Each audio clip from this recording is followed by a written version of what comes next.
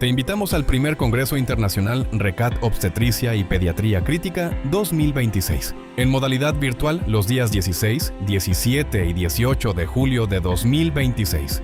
3 jornadas académicas dedicadas a la actualización en obstetricia y pediatría crítica, con temas de alto impacto clínico y avances que están redefiniendo el cuidado crítico materno y pediátrico. Comparte con expertos nacionales e internacionales y fortalece tus competencias en el cuidado del paciente crítico.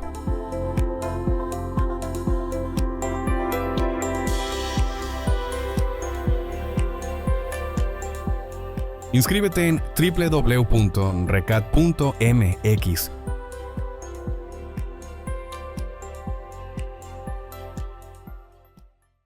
Buenos días a todos. Mi nombre es Diego Zuluaga Santamaría. Yo soy anestesiólogo cardiovascular y de trasplantes. Actualmente trabajo en el Hospital San Vicente Fundación en Medellín, Colombia. He trabajado durante más de 2 décadas en medicina transfusional preoperatoria. Soy miembro fundador de la Sociedad Iberoamericana de PDM.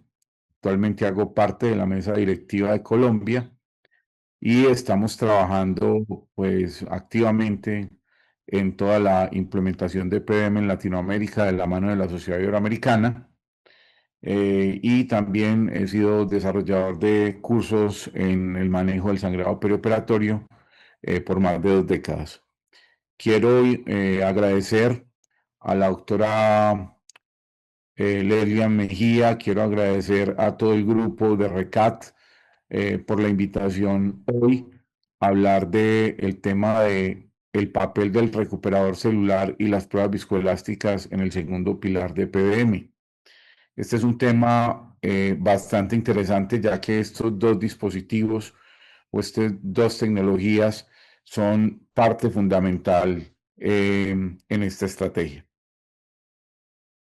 No tengo ningún conflicto de intereses para esta conferencia, aunque hago parte del grupo asesor de varios compañías de la empresa farmacéutica, especialmente Hemonetics, pero no tengo pues ningún conflicto de intereses. Hoy voy a hablar acerca de lo que hay en las guías en este tema. Lo primero es decir que el Patient Blood Management es una estrategia que en el mundo ha venido desarrollándose desde hace más de 15 años, que esta estrategia tiene 3 pilares, donde hoy vamos a hacer énfasis en el segundo pilar. El primer pilar es la optimización de la masa eritrocitaria por medio del diagnóstico y manejo farmacológico de la anemia. El segundo pilar es la disminución de la pérdida de sangre, en lo cual estos dispositivos del recuperador celular y los test viscoelásticos tienen un papel preponderante, ya que son 2 herramientas que nos ayudan a preservar la propia sangre del paciente. Y el pilar 3 es la disminución el umbral transfusional restrictivo y la maximización de la tolerancia a la anemia. Esta estrategia es una estrategia multidisciplinaria basada en la evidencia, centrada en el paciente y que orienta a optimizar la salud sanguínea, que es un tema o un término que se ha venido oyendo en los diferentes ámbitos académicos con más fuerza, ya que pues es finalmente la salud sanguínea de nuestros pacientes lo que lleva a que el paciente tenga unos mejores resultados.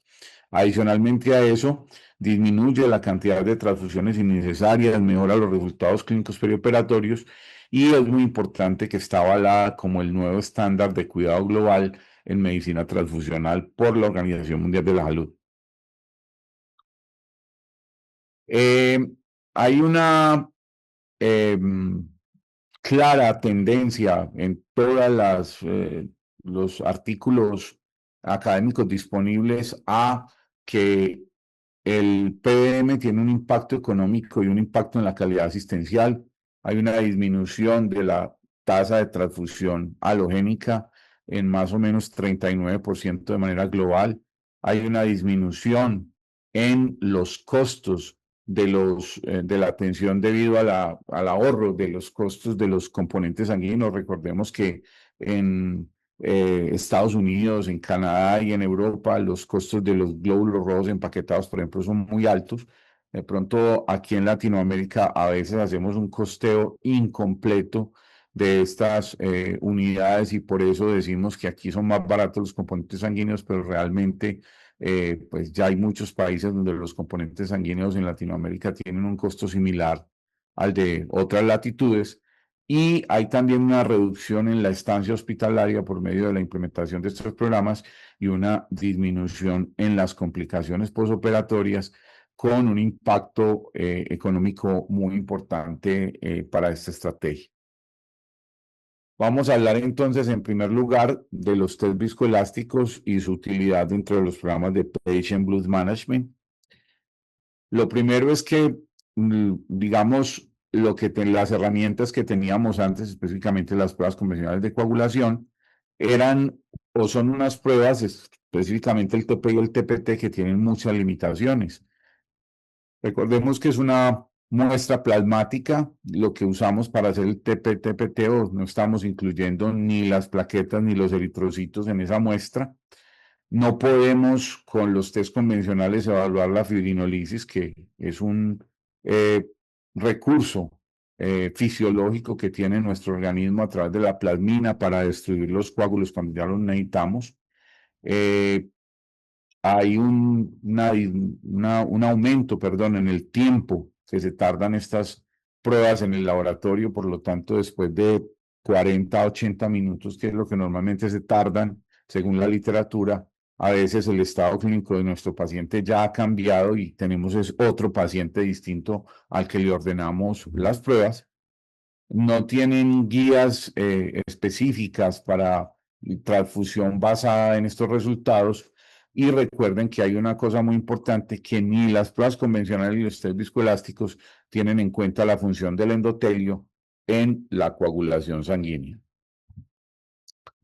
Los test viscoelásticos entonces no son nuevos. 1948 Helmut Hatter crea el primer aparato de tromboelastografía mecánico. Durante mucho tiempo están en los laboratorios de investigación y luego en la década de los 80 y 90 estas tecnologías se digitalizan y empiezan, digamos, a tener un avance en la manera como funcionan. Los test viscoelásticos evalúan la viscoelasticidad sanguínea en tiempo real por contacto, bien sea por el método de resistencia y ahora por un nuevo método que es la resonancia, que nos permite evaluar la forma o cómo se forma el coágulo con sus diferentes componentes. Recordemos que un coágulo necesita 3 componentes esenciales para su formación. Necesita trombina, necesita fibrinógeno y necesita plaquetas. Por lo tanto, los test viscoelásticos evalúan la formación del coágulo, permiten a través de tiempos como el R y el K, medir el inicio de la formación del coágulo. A través del ángulo alfa se mide la velocidad de la formación del coágulo, que está en función de la función de las plaquetas y el fibrinógeno, y a través de la máxima amplitud se mide la firmeza final del coágulo, que también depende de las plaquetas y el fibrinógeno. Hoy en día estos test viscoelásticos tienen pruebas o subpruebas específicas para el fibrinógeno, para las plaquetas, para medir el efecto residual de parina. Por lo tanto, nos dan muchísima información y asimismo nos permiten medir la fibrinolisis, que es la destrucción del coágulo, donde los estados patológicos de la fibrinolisis, como son la hiperfibrinolisis, aumenta el riesgo de sangrado, y la fibrinolisis shutdown o el apagado de la fibrinolisis puede aumentar el riesgo trombótico. Y lo otro importante es que estos test nos permiten medir la formación del coágulo y la fibrinolisis en aproximadamente 20 minutos de tiempo total, lo que supera ampliamente el tiempo que se tardan los test convencionales. Hay diferentes tecnologías en el mercado. Está la tecnología TEC, con, digamos, el primer aparato que hubo digitalizado, que es el TEC 5000, y ahora con una tecnología bastante superior, que es la tromboelastografía de resonancia a través de un dispositivo que se llama el TEC6S, y tiene diferentes ensayos. Por un lado tiene el caolín citratado, el Rapitec, el firinógeno funcional, y tiene además una prueba de caolín citratado con heparinasa que nos permite medir completamente la formación y la destrucción del coágulo, ver el efecto del fibrinógeno, ver el efecto de las plaquetas, ver el efecto de los factores de coagulación, evaluar si el paciente tiene efecto residual de heparina y además de eso, evaluar eh, la fibrinolisis. Además de eso, el TEC6S tiene otros dos ensayos que son el mapeo plaquetario, recientemente introducido al mundo el ensayo de hemostasia global con neutralización de heparina, que es un ensayo que nos permite medir toda la coagulación en pacientes que están recibiendo altas dosis de heparina, ya que esta prueba es altamente sensible a la heparina.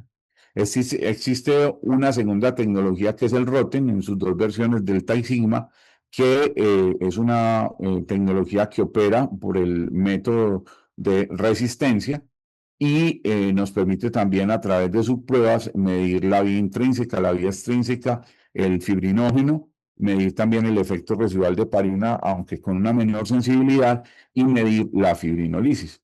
Asimismo, están otros dispositivos como el ClotPro y el Quantra. El ClotPro es un dispositivo mecánico con el método de resistencia y el Quantra es un dispositivo de resonancia que nos permite también medir la formación y la destrucción del coágulo, pero que no nos da ningún tipo de curva, sino que son valores numéricos. Estas pruebas convencionales, cuando uno las compara con las pruebas viscoelásticas tienen muchísimas ventajas, se elaboran en sangre completa, se hacen a la cabecera del paciente, tardan menos tiempo, miden toda la formación y la destrucción del coágulo. Además de eso, tienen incluidas la función plaquetaria y incluida también la medición de la fibrinolisis. Además de eso, han demostrado los test viscoelásticos una reducción en la cantidad de transfusión halogénica de banco y también una disminución en algunos escenarios específicos ya demostrados como en la mortalidad, como por ejemplo en el escenario de trauma. En cirugía cardiovascular, entonces, por ejemplo, los test viscoelásticos han demostrado reducir en más o menos 20% las complicaciones hemorrágicas por bypass, la tasa de transfusión, como les digo, hasta una disminución del 40% de transfusión halogénica, incluyendo los test viscoelásticos dentro de la estrategia de PDM. Eso es muy importante. O sea, estas dos tecnologías, test viscoelásticos y máquinas de salvamento celular, son mucho más eficientes cuando se incluyen dentro de un programa completo de PBM. La inclusión dentro del programa y la estrategia de PBM es lo que hace que se potencie mucho más los beneficios que tienen los test viscoelásticos y el salvamento sanguíneo. Varios metaanálisis han demostrado reducción de la transfusión de hemocomponentes, reducción de las complicaciones como injuria renal y infecciones con el uso de estas tecnologías. Y todas las guías actualmente con alto nivel de evidencia recomiendan la monitoría de la coagulación con test viscoelásticos en cirugía cardiovascular. Asimismo, en trauma se han hecho varios estudios, sin embargo, pues hay un estudio que es el ITAC-TIC, que es un estudio multicéntrico que evalúa o compara los test viscoelásticos versus las pruebas convencionales. En este grupo de pacientes hubo una menor incidencia de complicaciones trombóticas y hubo una menor incidencia de transfusión masiva. En la mortalidad global todavía no hubo resultados. Sin embargo, un estudio realizado por el doctor Eduardo González en Estados Unidos en un centro de primer nivel de Atención de Trauma en el 2016 demostró que los test viscoelásticos disminuían la mortalidad de una manera estadísticamente significativa. Y en la medida yo creo que se hagan estudios asociados a los programas de PBM, vamos a ver una clara tendencia a la disminución de la mortalidad con el uso de estas tecnologías, sobre todo los test viscoelásticos. Enfermedad hepática y trasplante hepático. Es importante decir que en los pacientes con enfermedad hepática crónica con cirrosis hay un rebalance de la hemostasia. Recordemos que hay factores de coagulación que están disminuidos, pero hay cosas como el aumento del factor 8, el aumento del factor de von Willebrand y hay un papel muy importante en el rebalance hemostático que es el que tiene una metaloproteinasa, que es la ADAMS13, que equilibra el riesgo trombótico y por lo tanto esos pacientes no todos tienen coagulopatía severa. Hay que también resaltar que no todos los pacientes cuando tienen enfermedad hepática crónica y cirrosis, siempre todos van a tener un riesgo hemorrágico elevado. Hay pacientes como los pacientes que tienen cirrosis hepática de origen autoinmune, que por el contrario tienen un riesgo de episodios trombóticos. En los niños, por ejemplo, también hay riesgo de trombosis de la arteria hepática y trombosis de la vena porta, secundario a la cantidad de transfusiones que les damos y por lo tanto estos pacientes se les debe hacer una evaluación con test viscoelásticos para saber dónde está la balanza, si estamos más hacia la hipocoagulabilidad, si estamos más hacia la hipercoagulabilidad o si tenemos un paciente con una coagulación normal. Por lo tanto, esto evita las transfusiones a ciegas y las complicaciones trombóticas en estos pacientes.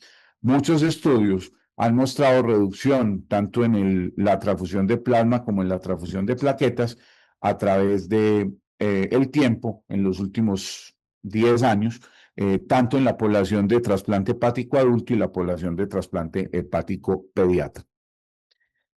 En obstetricia, todos sabemos que la hemorragia obstétrica es un reto para cualquier equipo quirúrgico, anestesiólogos, obstetras, neonatólogos que se enfrentan a una paciente que está embarazada y que tiene una hemorragia posparto.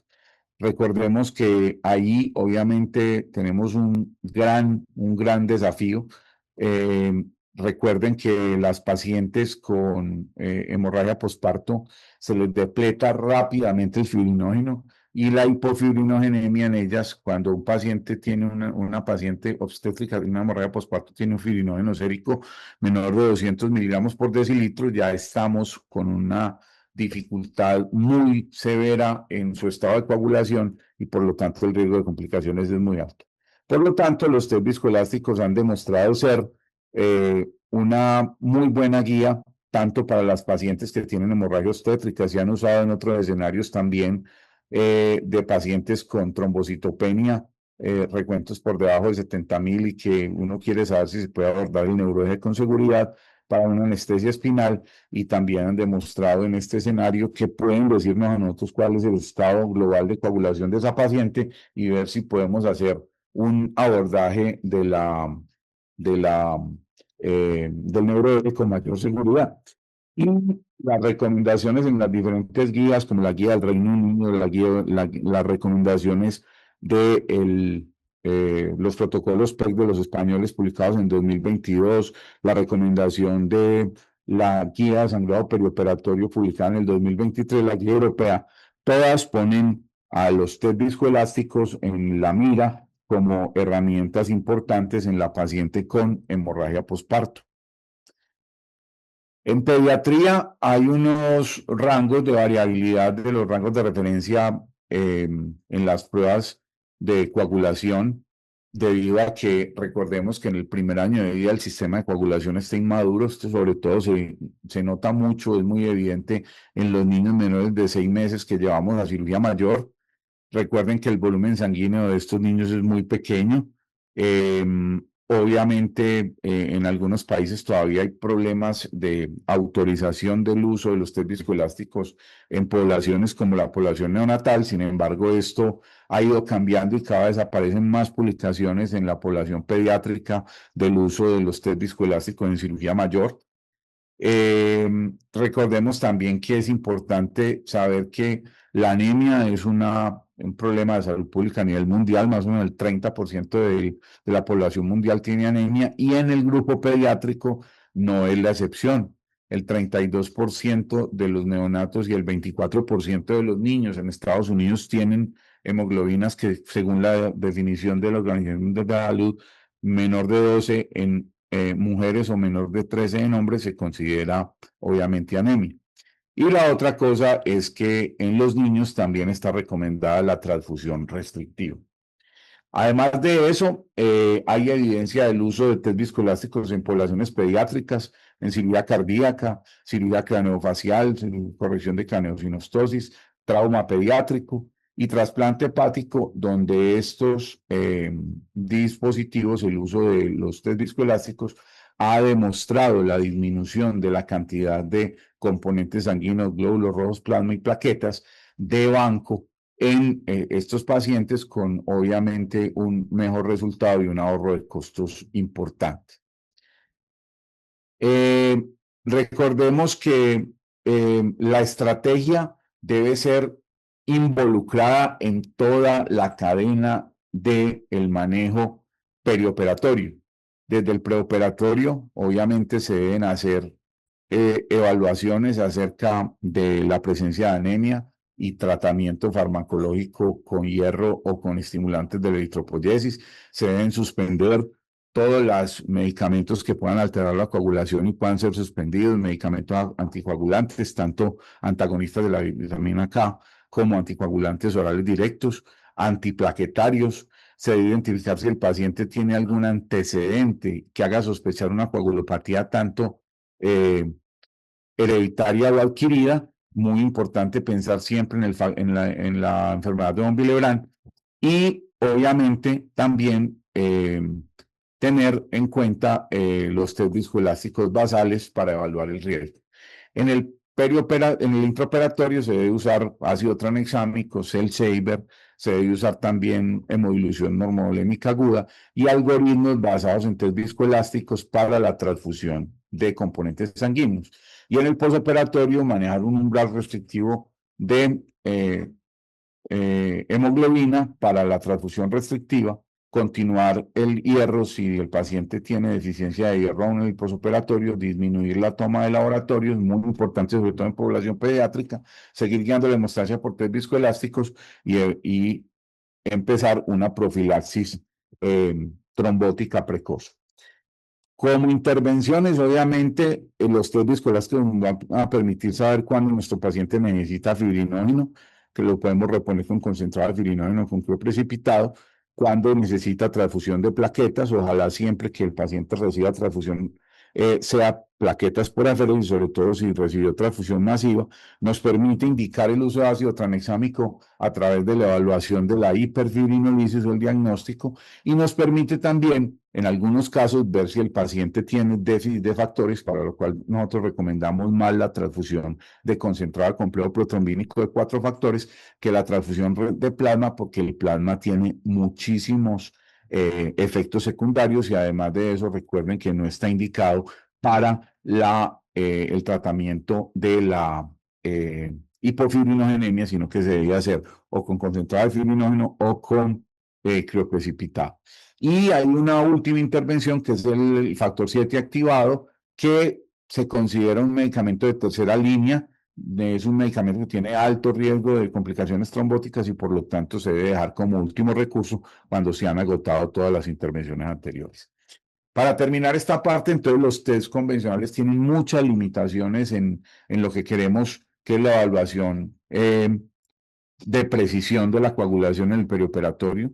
Los test viscoelásticos actualmente proporcionan una medición en tiempo real más rápida, y se puede hacer una terapia dirigida de precisión, reduce las transfusiones innecesarias, y recordemos que tecnologías como el TEC6S hoy nos brindan muchísimo más herramientas, por ser una tecnología de resonancia, no de resistencia, altamente sensible, y que tiene no solamente la hemostasia global, sino que tiene la capacidad de hacer mapeo plaquetario y de hacer también test de hemostasia global en presencia de terapia con heparina a altas dosis, lo que nos permite evaluar la coagulación de nuestros pacientes antes de la reversión de la heparina en los escenarios de cirugía cardiovascular. La evidencia cada vez es más alta con estos dispositivos y, como les digo, se debe integrar esta estrategia con el uso de algoritmos, con una estrategia completa de PBM en los tres pilares para ver su mayor beneficio. Pasando al tema del salvamento sanguíneo, entonces, el salvamento sanguíneo es un método para recolectar la sangre perdida durante la cirugía, procesarla mediante lavado y centrifugación y redifundirla al mismo paciente, eh, obviamente reduciendo o evitando la transfusión de sangre de banco y los riesgos asociados. Se puede, digamos, recuperar hasta el 80% de la sangre perdida. La tasa de eventos adversos es mucho menor, 0.027% versus 0.14% con transfusión halogénica. Y pues la transfusión de sangre autóloga no es nueva. Recordemos que hay un hito histórico en la primera transfusión o autotransfusión documentada por el doctor Blundell en el año 1818. Aquí hay una línea de tiempo que lo que nos permite ver es que esta tecnología ha ido avanzando en el tiempo. Se introdujo la centrífuga en el 1968. El primer cell saver o máquina de salvamento sanguíneo comercialmente se lanzó en 1974 y en los 90 aparecieron el uso de filtros leucorreductores que nos permiten obviamente hacer uso de esta tecnología en las indicaciones actuales en cirugía oncológica, en pacientes donde hay contaminación y en pacientes donde hay presencia de células tumorales con muy buen rendimiento. Recordemos que en el principio técnico, entonces tenemos 4 pasos. La sangre se aspira del campo quirúrgico, se recoge en un recipiente y luego pasa a la centrífuga y se hace lavado con solución salina y centrifugación. Se separan los glóbulos rojos, se obtiene un concentrado autólogo con un hematocrito entre 50 y 80%, está libre de plasma y de sustancias anticoagulantes, ya que los dispositivos actuales tienen una gran eficacia en el lavado y en la separación de los glóbulos rojos. Adicionalmente a eso, tiene muchas ventajas frente a la transfusión halogénica, no tiene riesgo inmunológico, mejor calidad celular, disponibilidad inmediata, evita la inmunomodulación porque el paciente está recibiendo sus propios glóbulos rojos, los aceptan los testigos de Jehová y tienen un impacto en la transfusión halogénica de 38%, según varios estudios hechos actualmente. Entre sus indicaciones, entonces, están las cirugías que tienen un sangrado anticipado mayor de 1000 centímetros o una pérdida mayor del 20% del volumen sanguíneo.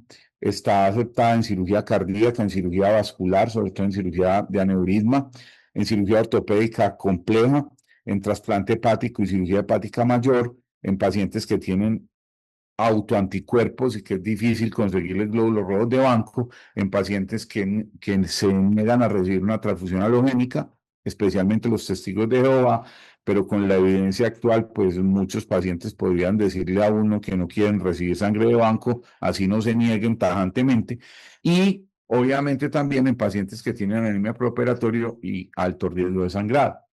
Las contraindicaciones han cambiado. Antes eran común ver que habían contraindicaciones, como por ejemplo el uso en pacientes oncológicos. Hoy, con los dispositivos nuevos, se puede usar en 5 escenarios de cirugía oncológica, como vamos a ver ahorita. Entre las contraindicaciones absolutas actuales están la contaminación con agentes hemostáticos como trombina, fibrina o colágeno, contaminación con cemento óseo o metilmetacrilato, contaminación con soluciones antisépticas como el yodo o el alcohol, pacientes con hemoglobinopatías, especialmente anemia de células falciformes o talasemia, porque estos glóbulos rojos son supremamente susceptibles a la hemólisis y por lo tanto no se deben procesar, o que el paciente no acepte el uso del salvamento celular. Y dentro de las contraindicaciones relativas ya no aparece sino la contaminación bacteriana macroscópica, haciendo énfasis en que en la contaminación bacteriana que no es macroscópica, los dispositivos tienen una eficacia de lavado muy alta y pueden ser usados. En cirugía cardiovascular está indicado para pacientes de reintervenciones, para pacientes de cirugía compleja, Recuerden que la transfusión en cirugía cardiovascular, cuando se hace a ciegas, consume gran parte de los recursos del banco de sangre de un hospital. Hay evidencia de que el uso de este dispositivo en este escenario reduce la transfusión halogénica en 30 a 40%. No hay aumento de la infección external, menor riesgo de reintervención. Y si usted disminuye la transfusión de banco, pues obviamente va a disminuir la mortalidad de estos pacientes.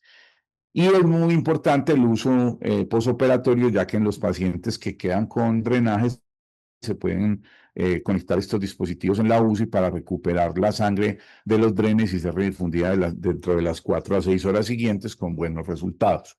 En el escenario posoperatorio se debe disminuir la presión de succión a menos 50 milímetros de mercurio para no dañar los glóbulos rojos. En trauma ha sido una tecnología que se ha vuelto a poner en boga, obviamente con los programas de PDM en trauma. Se puede usar cuando hay pérdida sanguínea masiva en cavidades como el tórax o el abdomen.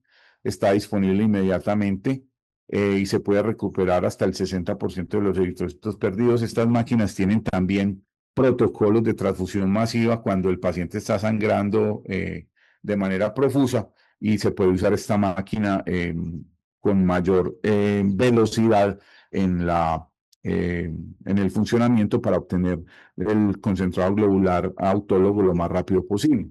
En el posoperatorio en cuidado intensivo también se puede usar, se pueden conectar a los drenajes y hay una cosa importante, es que estas máquinas tienen hoy en día unas consideraciones, unas estrategias de seguridad muy altas. Sin embargo, es importante cumplir con todos los protocolos del manejo de la máquina, hacer control de calidad y hacer una capacitación continua al personal que maneja la máquina para que en todo momento estén entrenados en el uso de este dispositivo. En trasplante hepático se ha usado desde hace mucho tiempo, pero hoy en día hay una autorización para el uso de pacientes que tienen hepatocarcinoma y que se van a llevar a trasplante hepático. Hay una reducción significativa de la transfusión halogénica con su uso. No hay una diferencia en la sobrevida, ya hay estudios de seguimiento a 5 años. Se debe usar siempre filtro leucorreductor y a veces se puede usar irradiación para esta sangre. Se hace costo efectivo y está recomendado en guías a nivel internacional como las guías NICE, las guías de la Sociedad de PDM australiana, las guías de la Sociedad Europea y las guías de la Sociedad Italiana de Transfusión, asimismo como las guías de sangrado perioperatorio publicadas por la Sociedad Europea de Anestesia. En hemorragia obstétrica, las guías NICE, que son pues, una de las guías más importantes, recomienda el uso de recuperación celular en obstetricia. Hoy en día en Europa lo están usando incluso en todas las pacientes que van a cesárea, simplemente abren solamente el kit de recolección, no abren la centrífuga y si la paciente empieza a sangrar, pues abren la centrífuga y procesan la sangre. Siempre se debe usar filtro leucorreductor y se debe reinfundir dentro de las 4 horas después de la recolección. No se han reportado el aumento de casos de embolismo de líquido amniótico. La autotransfusión de sangre vaginal es segura y factible y en el Reino Unido, por ejemplo, el Cell Saver está disponible en más del 80% de las unidades obstétricas a nivel de todo el Reino Unido. En cirugía de columna también tiene indicaciones específicas como la fusión espinal multinivel, la cirugía de escoliosis, la instrumentación o revisión, la cirugía oncológica vertebral con el uso de filtros de leucocitadores y los pacientes que rehusan las transfusiones halogénicas. En tumores vertebrales se elimina la cantidad de células tumorales viables en la mayoría de los casos y ya se están haciendo muchos estudios en este tipo de tumores para validar la viabilidad y la seguridad de este método. Y obviamente en estos escenarios de cirugía de columna hay que tener en cuenta que hay un volumen de lavado aumentado, hay mayor riesgo de hemólisis por succión sobre el hueso y se debe considerar la irradiación adyuvante en pacientes oncológicos. Hay algunos mitos en el uso de las máquinas de Cell Saver. Pueden producir coagulopatía dilucional y hemodilución. Con volúmenes recuperados superiores entre 1.500 y 2.000, esto puede ser posible y lo que se hace es evaluar obviamente con test viscoelásticos para ver si el paciente tiene coagulopatía. El efecto residual de heparina. Las máquinas de salvamento celular actuales eliminan el 99.8% de la heparina y por tanto la presencia de heparina en la sangre recuperada es despreciable y sin ninguna, digamos, efecto clínico. La contaminación bacteriana, pues desde que no sea macroscópica, el aparato es capaz de hacer remoción de bacterias por el lavado y por el uso de filtros de leucocitadores.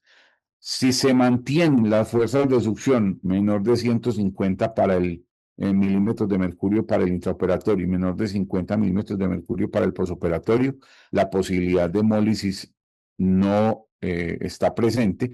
Si obviamente se usan unas fuerzas de succión mayores, sí puede haber hemólisis. Y recordemos que no se debe usar en pacientes con hemoglobinopatías porque ahí sí el riesgo de hemólisis es muy alto. Y estos sistemas no se deben meter sus bolsas en sistemas de infusión rápido para la administración de la sangre recuperada, porque esto puede aumentar el riesgo de embolismo aéreo y porque estas bolsas no están diseñadas para recibir presión y se pueden romper. Recuerden que los ayudantes técnicos, ya les dijimos que son los filtros de leucorreductores o de leucocitadores y la irradiación gamma. Estos filtros ayudan a la filtración y absorción electrostática, remueven más del 99% de los leucocitos y la mayoría de las células tumorales, reducen la contaminación bacteriana en 99%, se debe reemplazar el filtro por uno nuevo cada que se procesen aproximadamente 450 mililitros de sangre. En la irradiación, esta inactiva las células tumorales preservando los eritrocitos, mantienen la función eritrocitaria tanto en la concentración de ATP y 2,3-DPG, recomendado cuando los pacientes tienen alta carga tumoral y obviamente pues hay que tener una logística que nos permita mantener el irradiador disponible para el uso de esta tecnología y eso requiere pues capacitación al personal. En cirugía oncológica, entonces, hay estudios de que se disminuye la tasa de presión tumoral con el uso de estos filtros, eliminación completa casi en la mayoría de las muestras utilizadas o analizadas, y hay 11 metaanálisis con resultados coexistentes que dicen que no hay un aumento de la recurrencia ni una reducción de la sobrevida por el uso en estos escenarios. ¿Cuáles son los escenarios donde hoy se usa más? Cirugía hepatobiliar, pacientes con hepatocarcinoma, escenarios de cáncer colorectal, cirugía de vejiga, cirugía de riñón.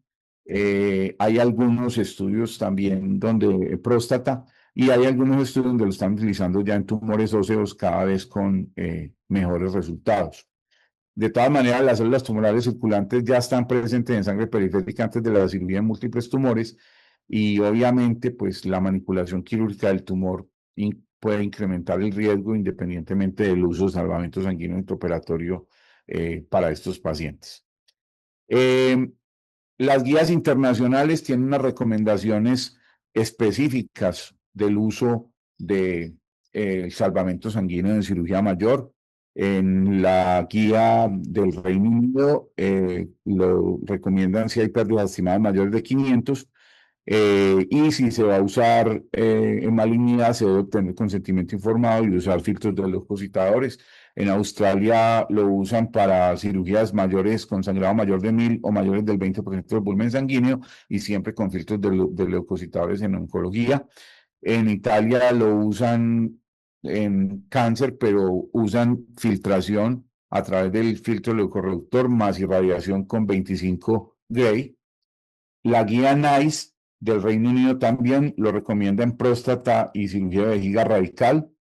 Las guías europeas no lo contraindican en cirugía oncológica si se usan con filtros de leucocitadores y no se aspira al tumor. Y las guías de Norteamérica lo recomiendan en cirugía cardíaca con bypass, incluso en pacientes con tumores. También ha demostrado ser costo efectivo Hay un ahorro importante con el uso de estos dispositivos en países como Alemania, Reino Unido, Austria, Francia, Italia, Estados Unidos, los Países Bajos y Canadá. Es costo efectivo cuando se recupera más de una unidad. También es muy costo efectivo cuando se usa solamente la estrategia Call It Only, que es simplemente abrir solamente el kit de recolección, y si ya se ve que el sangrado es mayor de 500 centímetros, pues entonces se abre la campana.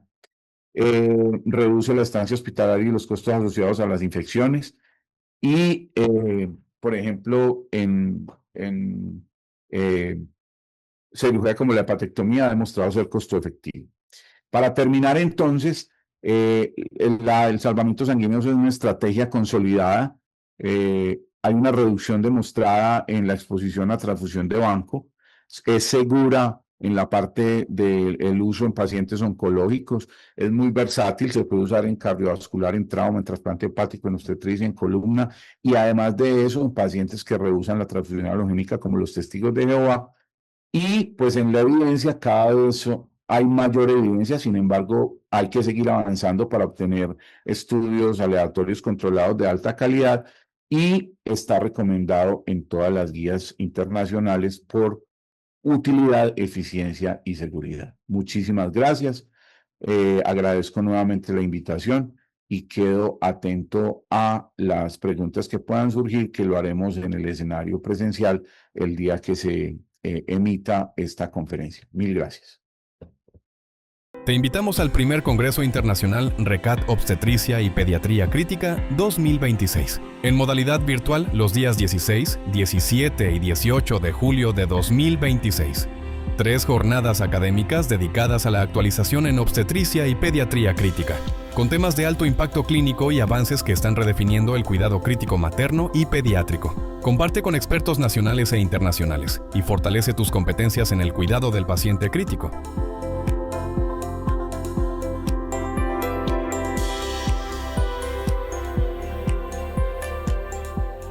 Inscríbete en www.recat.mx